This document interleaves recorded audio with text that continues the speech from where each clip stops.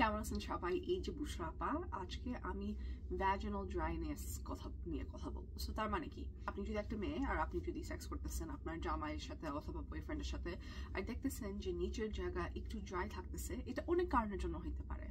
তো প্রথমটা হলো, আপনি কি প্রতিদিন পানি খাইতেছেন? প্রতিদিন পানি খাবেন, মনে করেন 4-5 গ্লাস। অনেক সবজি খাবেন, বেশি মাংস খাবেন না। অনেক মাছ, চিকেন মানে মুরগির মাংস খাইলে খুব ভালো, কিন্তু প্রতিদিন আপনি গরু গোশের মাংস খাবেন না, কারণ গরু গোশের মাংস কিন্তু আমাদের হার্টের জন্য এত ভালো না, আমাদের high cholesterol, high blood pressure হতে পারে। তারপর আরেকটা জিনিস আছে, এটার জন্য, এটা কিন্তু আমি দোকানে থেকে কিনছি, তারা কিন্তু আমাকে এটার জন্য টাকা দেয় নাই, কিন্তু এটার নাম হলো লুব্রিক্যান্ট।